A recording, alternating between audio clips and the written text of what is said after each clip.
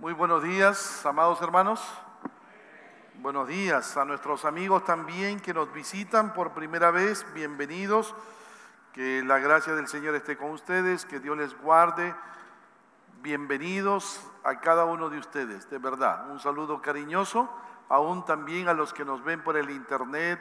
Un saludo cariñoso desde la Iglesia Alianza Cristiana y Misionera aquí en el Distrito de Los Olivos, en Lima, Perú.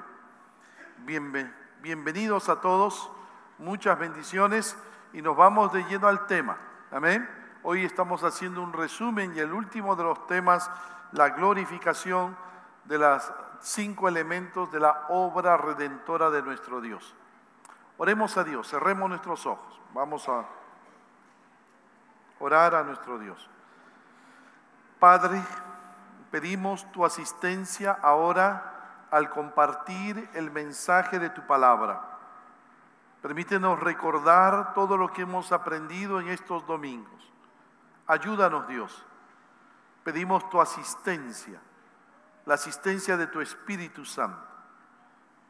Padre, para poder predicar con libertad y honrarte a la misma vez, Dios, porque solo tú, Señor, nos guías, nos sostienes, y porque es tu palabra, Dios, y queremos tratarla con respeto, con reverencia, y predicarla, Señor, con fidelidad y lealtad. Gracias, Dios Santo, por este tiempo. Háblanos tú. Te lo pedimos, te lo agradecemos, en el nombre precioso de Jesucristo. Amén. Seguimos con nuestro estudio de los 5 elementos principales de la obra redentora de Dios. Pablo está alentando a los creyentes que están pasando por tiempo de tribulación, por tiempos difíciles, y Pablo quiere darles seguridad de salvación. Entonces Pablo le dice a estos creyentes: les pueden hacer mucho daño a ustedes, pero lo que no pueden quitarle es la seguridad de salvación. Y les va a hablar acerca de los 5 elementos de la obra redentora de Dios. Uno, en primer lugar, el conocimiento previo. Porque a los que antes conoció, Pablo comienza el versículo 29 diciendo: porque a los que antes conoció. La palabra conocer viene de una palabra que quiere decir en el griego conocimiento previo. La redención comienza con el conocimiento previo de Dios. No comienza, mi hermano, cuando tú pasas al frente y le entregas tu vida a Cristo, sino comenzó antes de la creación. Antes que el universo fuera creado, Dios ya había puesto sus ojos en ti y en mí. Dios ya nos conocía a ti y a mí. Pero la palabra conocer en el griego no significa un simple conocimiento intelectual, sino tiene un alcance mayor. Significa mirar con amor. Antes de que Dios creara todo, ya Dios te conocía a ti y a mí, ya Dios nos había mirado con un amor grande, inmenso, y esa fue la base por la cual Dios te eligió a ti y me eligió a mí para salvación. Amén. 2, en segundo lugar, el segundo elemento en la obra redentora de Dios es la predestinación. Porque a los que antes conoció, conocimiento previo, afecto previo, también los predestinó. ¿Para qué? Para que fuesen hechos conforme a la imagen de su Hijo. El propósito por el cual Dios nos predestina, nos escoge para salvarnos, es para hacernos conforme a su Hijo Jesucristo. Dios sabía desde mucho antes de crearnos a nosotros que la humanidad entera habría de elegir el pecado y no habría de elegirlo a Él. Por causa del pecado los hombres nunca más podríamos ni querríamos elegirlo a Dios. Así es, eso fue lo que hizo el pecado. Dios es omnisciente, Dios lo conoce todo, Dios es un eterno presente. Él sabía, conocía lo que el pecado iba a hacer en nuestra vida, lo que el pecado iba a ocasionar en nuestras vidas, nos iba a alejar de Él. Pablo dijo: no hay quien busque a Dios. en Romanos capítulo 3, versículo 11. Así es, Dios conocía eso. Sabía que nosotros no íbamos a poder ni a querer buscar a Dios. No podíamos, no querríamos. Por eso Dios planifica antes de que existamos nosotros, antes de que exista toda la creación. Dios planifica buscar a los hombres y por razones que nosotros no sabemos, por razones no claras, mi hermano, determina en la eternidad elegir a un grupo de personas para salvarlas de toda condenación. Por eso Pablo dijo, según nos escogió en él antes de la fundación del mundo, antes de haber creado el universo, ya Dios nos había escogido para salvación. Por eso nadie puede ir a Cristo si no ha sido primero elegido por el Padre para salvación desde la eternidad. Nadie puede ir a Cristo si no ha sido elegido por Dios. Y cuando alguien viene a los pies de Jesús y elige creer a Jesucristo, entonces eso significa que esa persona ha sido destinada para salvación desde antes de la fundación del mundo. Jesús dijo, además, ninguno puede venir a mí si el Padre que me envió no le trajere. Dios decide salvar soberanamente a quien Él quiere salvar, derramando su misericordia, derramando su gracia. Y aquellos a quienes Dios nos escoge y aquellos a quienes Dios no escoge, no elige para salvación, lo deja en su pecado para que reciban lo que merecen, condenación eterna. ¿Esto hace injusto a Dios? No, mi hermano, no, mi amigo. Escúchame bien, lo hemos dicho, lo volvemos a repetir, porque simplemente la salvación no es un asunto de justicia. Si la salvación, mi hermano, fuera un asunto de justicia, toda la humanidad, todo, tú y yo, incluidos, iríamos directamente al infierno, a la condenación eterna, porque ofendimos a Dios, pecamos contra Dios, nos alejamos de Dios. Si fuera un asunto de justicia, pero la salvación no es un asunto de justicia, la salvación es un asunto de gracia, es un asunto de misericordia. Nota bien, mi hermano. Ojo, y por misericordia Dios decide antes de la fundación del mundo salvar a algunos. Tampoco la salvación, dijimos, anula el libre albedrío de los hombres, porque el hombre, mi hermano, antes de conocer a Cristo, éramos esclavos del pecado, esclavos de Satanás. Nuestro libre albedrío no estaba libre. Nuestro libre albedrío había quedado en esclavitud frente al pecado y frente a Satanás. Y nosotros lo único que elegíamos era el pecado. Así de sencillo. Entonces, lo que hace Dios es liberar nuestro libre albedrío de la esclavitud del pecado. Y entonces, una vez liberado nuestro libre albedrío, entonces queda incapacidad de poder elegir creer en Cristo. Por eso dice Primera de Juan capítulo 5 versículo 1, todo aquel que cree que Jesús es el Cristo es nacido de Dios. Solo cuando tú y yo experimentamos el nuevo nacimiento del cielo, solo cuando el Espíritu Santo, mi hermano, nos permite nacer de nuevo, nosotros estamos en capacidad de creer en Cristo. Así que solo cuando Cristo nos libera somos realmente libres. Mi hermano, escúchame, cuando tú y yo no habíamos entregado nuestro corazón a Cristo, tú y yo éramos esclavos del pecado, esclavos de Satanás. Mi hermano, o éramos esclavos de Satanás o somos esclavos de Dios. Cuando le entregamos nuestra vida a Cristo, nos convertimos en esclavos de Dios. Y nuestro amo Dios es un amo maravilloso. ¿Amén o no? Así que, mi hermano, si el Hijo es libertad, seremos verdaderamente libres. Solo cuando Cristo nos libera, nuestro libre albedrío queda en capacidad de poder elegir a Dios. 3, vimos en tercer lugar la tercera obra, el tercer elemento de la obra redentora de Dios, el llamamiento. A los que predestinó antes de la fundación del mundo, Romanos 8:30, a estos también llamó. Y Dios nos llama, mi hermano, en el tiempo, Dios predestina en la eternidad, pero llama para salvación a los elegidos en el tiempo.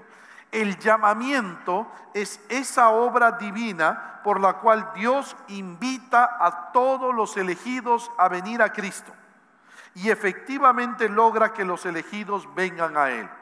El 11 de noviembre, mi hermano, el 11 de noviembre del año de 1979, ese día, un servidor, Fernando Hidalgo, recibió el llamado de Dios por medio de una película y el predicador. Dios abrió mi corazón y ese día recibí el llamado de Dios y yo respondí al llamado de Dios y le entregué mi vida a Jesús. ¿Amén o no? El 11 de noviembre del año 1979. Este llamado de Dios, mi hermano, es limitado, es solo para los elegidos. Es solo para aquellos que han sido elegidos por Él. Es interno, es un llamado del corazón. Es eficaz porque logra que los elegidos crean en Jesús. Lo vemos en Hechos capítulo 13, versículo 48. Los gentiles, oyendo esto, se regocijaban y glorificaban la palabra del Señor, y creyeron todos los que estaban ordenados, destinados para vida eterna. ¿Nota, mi hermano? ¿Cómo logra Dios que los elegidos acepten su llamado? Liberando el corazón, liberando el libre albedrío de los elegidos.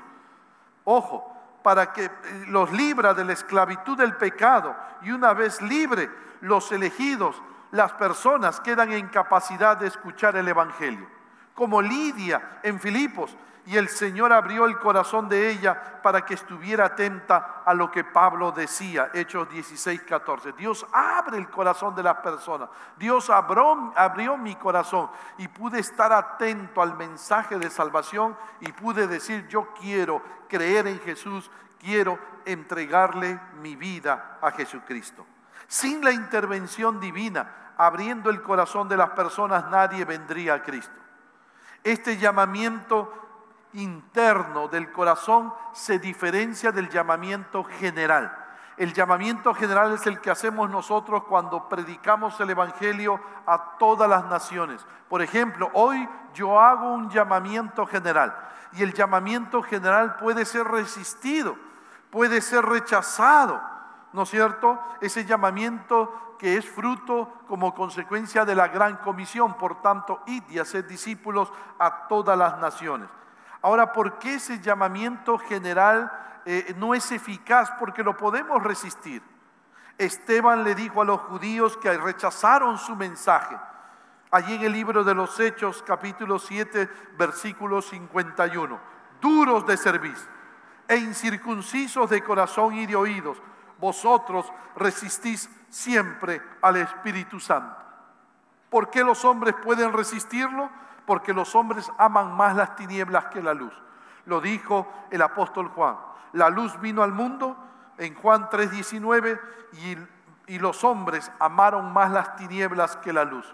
Cuando alguien rechaza el evangelio, tú predicas de Cristo, tiras la semilla del evangelio, la gente te va a decir: yo no quiero escuchar nada. Muchas personas te van a decir: yo no quiero saber nada del evangelio, no quiero saber nada de Dios, no me hables de Dios, por favor, yo no quiero saber nada de Dios. Y la razón por la cual los hombres rechazan el evangelio es porque aman más las tinieblas, aman más el pecado que a Cristo, que la luz. Así de sencillo, mi hermano, la Biblia lo dice, la Biblia lo explica. ¿Notas bien? Por eso es que rechazan el mensaje, rechazan el llamamiento general que se hace. Pero cuando Dios interviene y toca nuestros corazones, no hay nadie que pueda resistir el llamado interno de Dios. 4, la justificación. La justificación. Y a los que predestinó, Romanos 8:30, a estos también llamó, y a los que llamó, a estos también justificó. La justificación, mi hermano, el cuarto elemento de la obra redentora de Dios. ¿Qué es la justificación? Es un acto legal, es un veredicto, Es una sentencia, es un fallo por medio del cual Dios, el juez supremo, recibe al pecador que ha puesto su fe en Cristo y lo declara justo, recto ante sus ojos. Lo declara inocente. Mi hermano, cuando tú y yo estábamos esclavos del pecado, estábamos en el reino del pecado, tú y yo ahí estábamos declarados condenados, culpables de haber ofendido a Dios, de haber rechazado a Dios, e íbamos camino a la condenación eterna. Pero el día que tú y yo pusimos nuestra confianza en Cristo, pusimos nuestra fe en Cristo, entonces Dios nos declaró justos, nos llevó a su reino, nos trasladó a su reino, y allí fuimos declarados justos, no hechos justos, no, cuidado, declarados justos. ¿Qué quiere decir? Que todos nuestros pecados fueron perdonados, fuimos declarados inocentes, fuimos vestidos con la justicia de Cristo, y entonces tú y yo cumplimos en Cristo todas las exigencias de la ley y fuimos declarados ya no culpables, inocentes, libres de toda condenación. Amén. No libres del pecado aún, porque todavía aquí tenemos la naturaleza del pecado. Cuando tú y yo, mi hermano, en el reino de Dios, vamos a seguir creciendo en nuestra vida espiritual y nos vamos a ir alejando del pecado, y esto es obra solamente de la santificación. Amén. Poco a poco vamos a poder ser nosotros, ir alejándonos del pecado por la obra de la santificación. Pero la justificación, mi hermano, es un acto legal. Simplemente aquí éramos declarados culpables, y cuando pusimos nuestra fe en Cristo fuimos declarados inocentes, libres de toda condenación. La pregunta, mi hermano, la pregunta es: ¿cómo Dios, un juez justo, justifica a alguien que es pecador y culpable? ¿Acaso Dios es el juez Inostroza? ¿Tú sabes quién es el juez Inostroza? Está en España, se fugó. ¿Por qué? Porque ese juez, cuando dictaba sentencia, a los culpables los sacaba libres.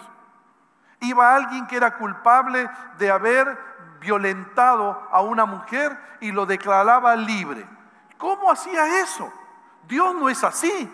¿Cómo es que Dios podía justificar, declarar a alguien inocente si nosotros éramos culpables? ¿Cómo Dios podía trasladarnos del reino del pecado al reino de Dios sin comprometer su justicia?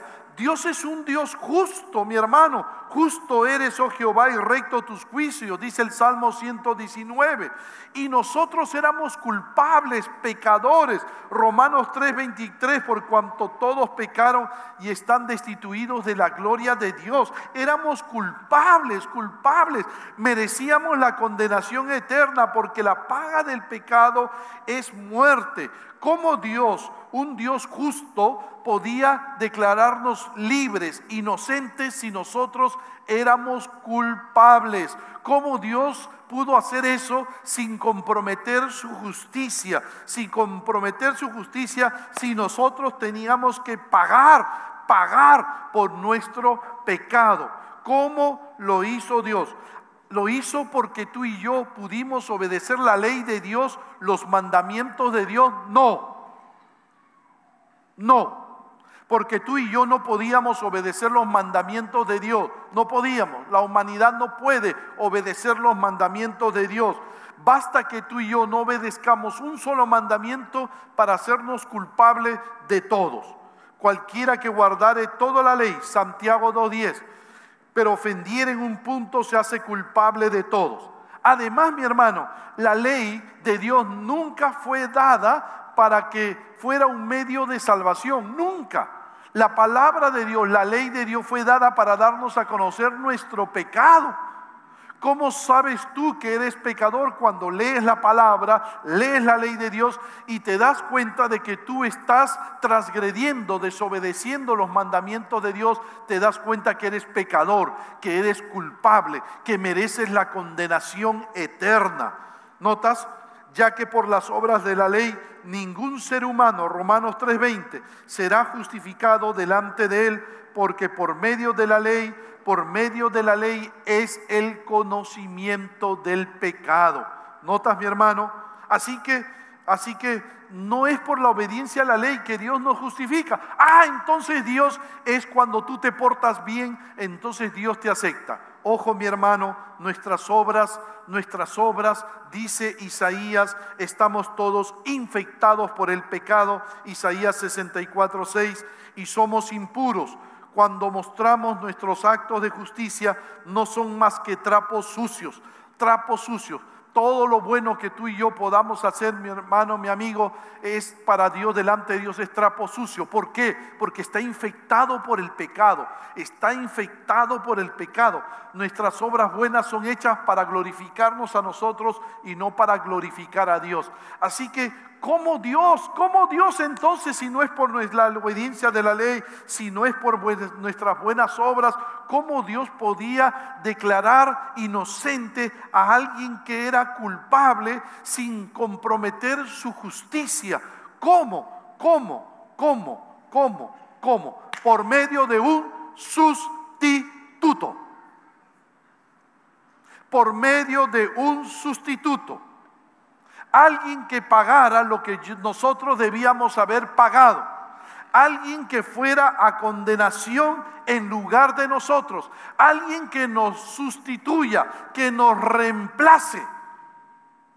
Solo así se podía ejercer justicia. Pero para que alguien pudiera reemplazarnos, debía ser un hombre libre de pecado, que viviera bajo la ley y hubiera obedecido toda la ley de Dios a cabalidad, dispuesto a asumir todos los pecados de la humanidad, asumir la culpa, ser juzgado, condenado a muerte por esa culpa. Y debía ser Dios, porque solo Dios puede soportar su ira. Además, la salvación es de Dios. Ese verdadero Dios y verdadero hombre dispuesto a tomar nuestro lugar y ser condenado a muerte fue nuestro Señor Jesucristo. Amén. Él fue. Y estando en la condición de hombre, dice Filipenses 2:8, y estando en la condición de hombre, se humilló a sí mismo, haciéndose obediente hasta la muerte y muerte de cruz. Jesucristo pagó la pena que nos correspondía pagar a ti y a mí y a toda la humanidad. Pues Dios hizo, dice 2 Corintios capítulo 5, versículo 21, pues Dios hizo que Cristo, quien nunca pecó, nunca, fuera la ofrenda por nuestro pecado, para que nosotros pudiéramos estar en una relación correcta con Dios por medio de Cristo, todo a través de Cristo. Cristo fue la ofrenda. Cristo fue el Cordero de Dios que quita el pecado del mundo. Cristo. ¿Cómo recibimos esta salvación tan grande? Justificados pues por la fe, tenemos paz para con Dios por medio de nuestro Señor Jesucristo. Romanos capítulo 5, versículo 1.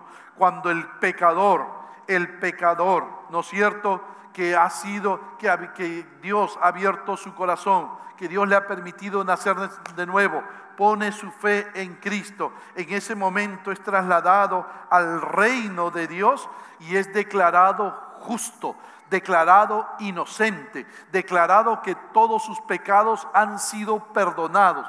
Todos sus pecados han sido perdonados, todos, absolutamente todos.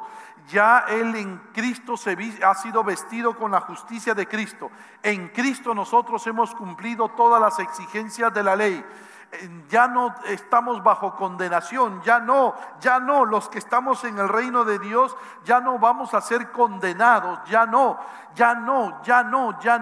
Ninguno de nuestros pecados, mi hermano, eso no significa que no vamos a pecar, pero ya ningún pecado que tú y yo cometamos va a ser la base para nuestra condenación, ya no, porque todos nuestros pecados han sido perdonados. Ah, pastor, entonces eso significa que ahora que todos mis pecados han sido perdonados, aún los pecados que voy a cometer mañana, eso significa que puedo salir y entregarme al pecado. No, cuidado,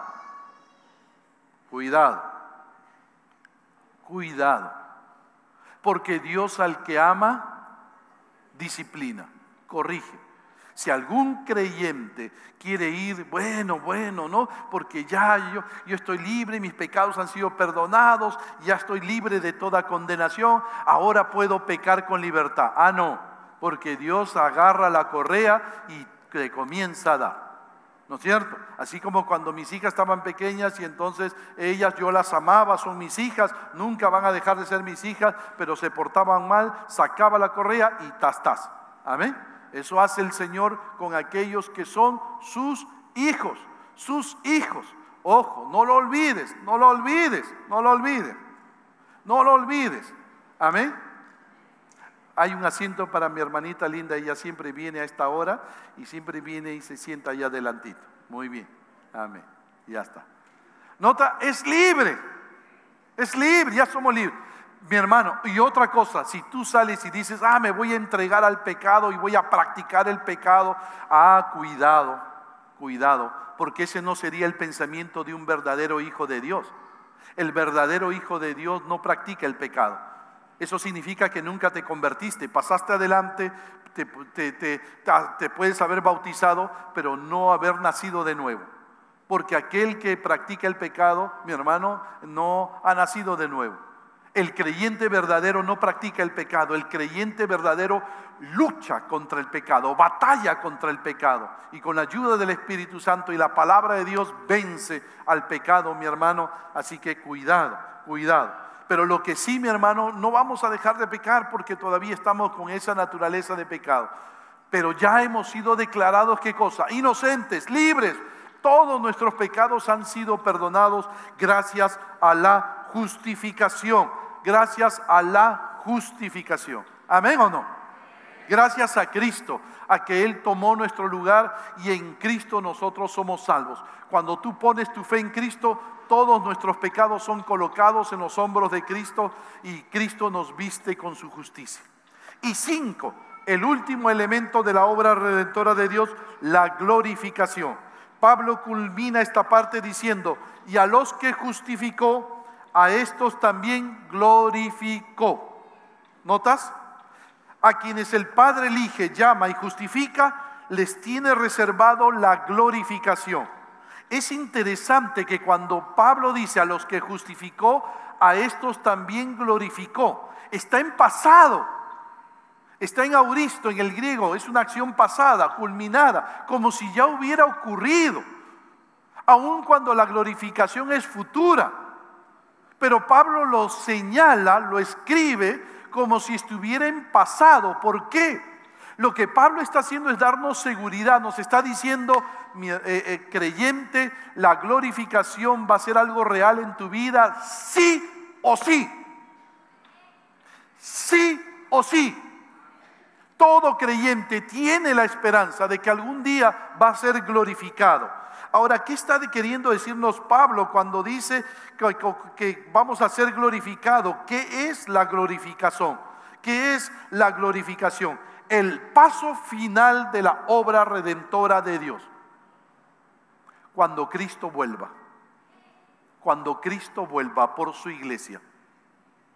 Mi hermano, van a pasar 3 cosas en la vida de los creyentes. 1, el pecado va a ser eliminado, erradicado totalmente de nuestras vidas.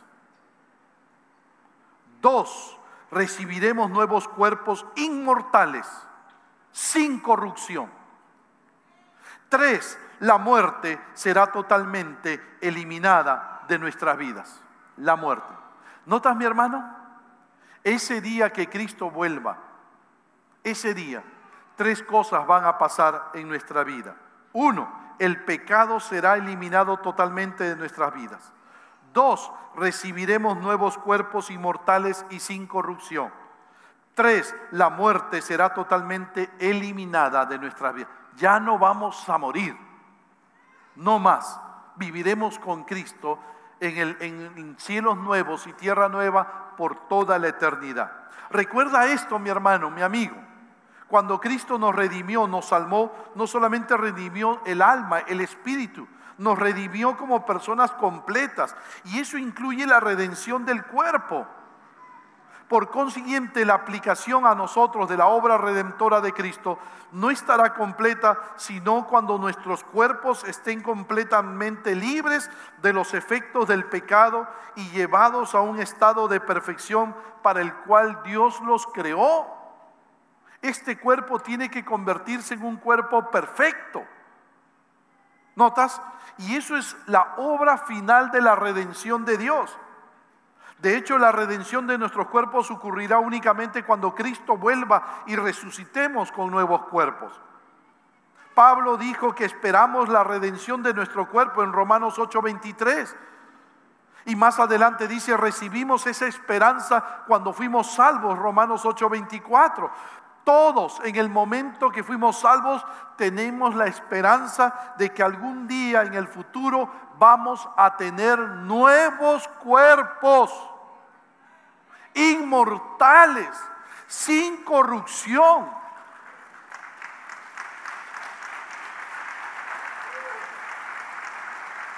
¿Cuándo? ¿Cuándo seremos glorificados? Cuando Cristo vuelva por su iglesia. Mira lo que dice 1 Corintios 15:52. En un momento, en un abrir y cerrar de ojos, a la final trompeta, y los muertos serán resucitados incorruptibles. Los muertos en Cristo, los creyentes que ya hayan partido a la presencia del Señor, van a resucitar con Cristo, a la venida de Cristo. Y en ese momento recibirán nuevos cuerpos en el cielo, en el aire, con Cristo.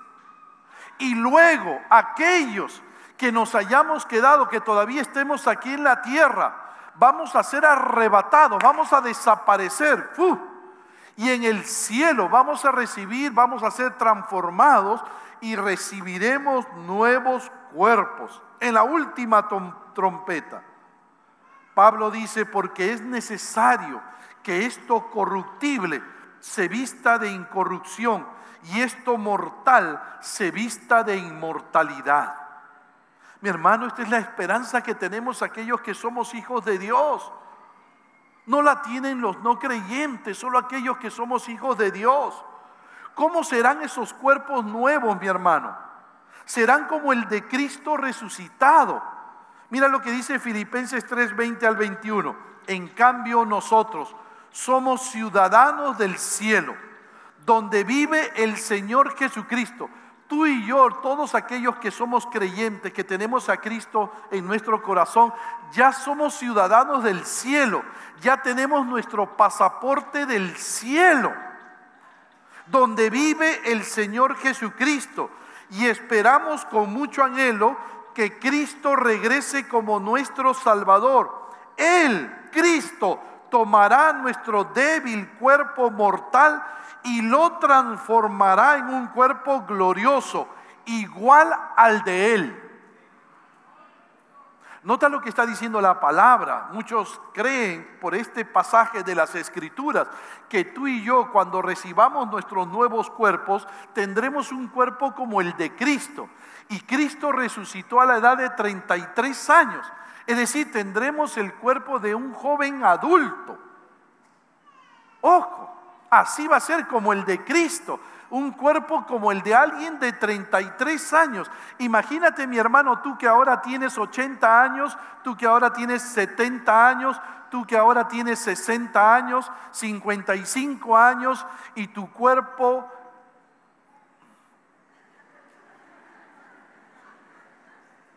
dañado, fallado, afectado por el pecado, todo te duele. Te duele acá, te duele acá, te duele acá. Ay, pastor, a veces escucho a los hermanos decir, ay, pastor, tengo un dolor de cabeza en todo el cuerpo. ¿Nota, mi hermano? Porque así es, pues, este cuerpo está infectado por el pecado, dañado por el pecado, pero cuando Cristo vuelva, mi hermano, vamos a recibir un cuerpo como el de Cristo. Y dice, mire, es un cuerpo diferente, de otra dimensión. Traspasaba paredes Cristo, aparecía y desaparecía, comía. Pablo dice en otra parte, hablando de la resurrección, 1 Corintios 15:42, así también es la resurrección de los muertos.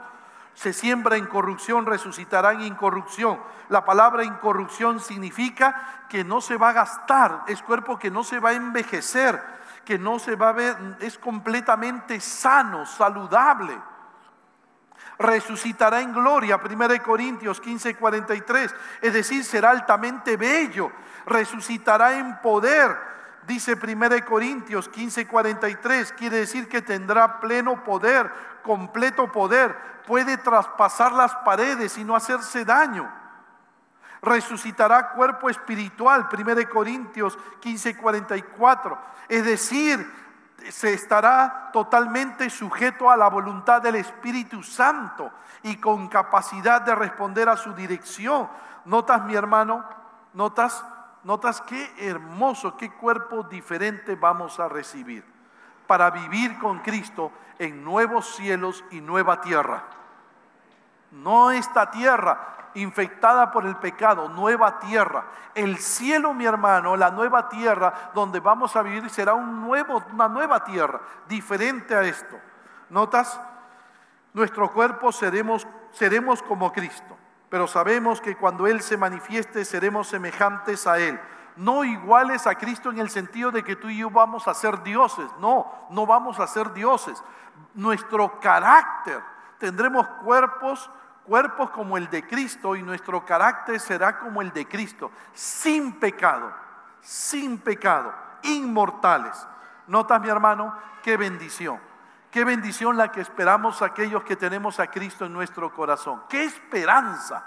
No importa que nos envejezcamos, no importa que muramos, partamos de este mundo con cáncer, sin cáncer, viejitos, no viejitos. Lo importante es que llegará un día que cuando Cristo vuelva, tú y yo vamos a resucitar y recibir nuevos cuerpos. ¿Amén?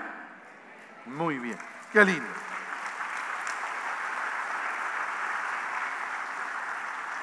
Y mientras tanto, ¿qué debemos hacer? Y todo aquel que tiene esta esperanza en Él. Miren qué deben hacer todos aquellos que tienen esta esperanza en Él. 1 Juan 3:3, y todo aquel que tiene esta esperanza en Él se purifica a sí mismo, así como Él es puro. Nos mantenemos en santidad, en temor de Dios. Amén. Los verdaderos creyentes que estamos en el reino del cielo, nos mantenemos santos, puros, delante de Cristo. Buscamos que Dios nos vaya santificando por medio de la palabra de Dios. Estudiamos la palabra, leemos la palabra, pedimos la llenura del Espíritu Santo para vivir vidas que agradan a Dios. ¿Amén? ¿Amén o no? Amén. Damos gloria al Señor, damos gloria a Dios. Qué esperanza la que tenemos aquellos que somos hijos de Dios. Mi amigo que nos visitas, tú que nos ves por el internet, esta esperanza puede ser tuya si tú hoy decides entregarle tu vida a Jesús. Si tú hoy reconoces tu necesidad de Dios y vienes a los pies de Cristo y le entregas tu corazón a Cristo. El 11 de noviembre del año 1979 yo le entregué mi vida a Cristo. Y valió la pena. Valió la pena. Así que quiero animarte, yo voy a hacer en estos momentos la misma oración que yo hice cuando le entregué mi vida a Cristo. Y si tú hoy quieres entregarle tu vida a Cristo, mi amigo, mi amiga, repite esta oración allí conmigo.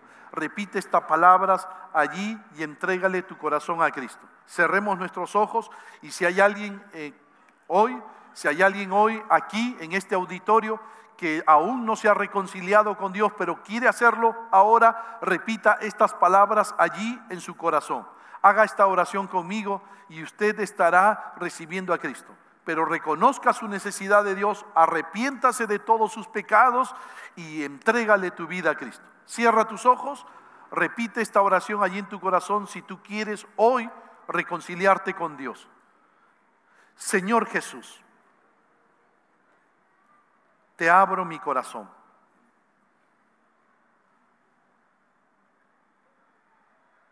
Te entrego mi vida. Perdona todos mis pecados. Dame tu salvación, Señor. Dame tu salvación, Cristo. Creo en ti, Jesús. Confío en ti. Cambia mi vida. Úsame para tu gloria. Úsame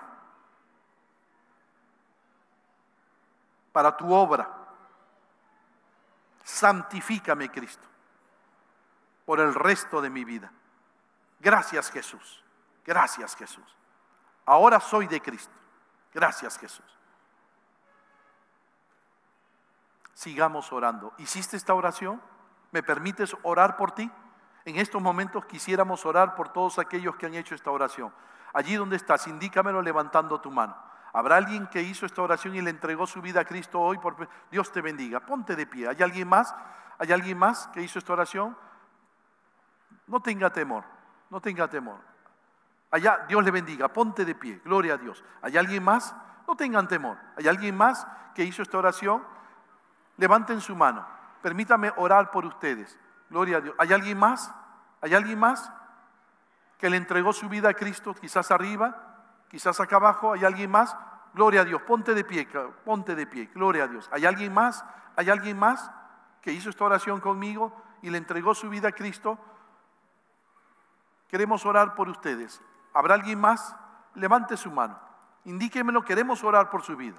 Gloria a Dios. Mire, permanezcan en pie. Hay una persona que se va a acercar a ustedes para darles una palabra de consejería. Vamos a orar por ustedes de una manera muy especial. Queremos orar por sus vidas. Queremos orar que Dios les guíe en este tiempo. Oremos al Señor. Oremos a Dios. Gracias, amado Dios, por el privilegio de oír tu voz. Gracias por el milagro que haces en esta mañana, por estas vidas que están delante de tu presencia, reconociendo y aceptando a Cristo como su Salvador personal.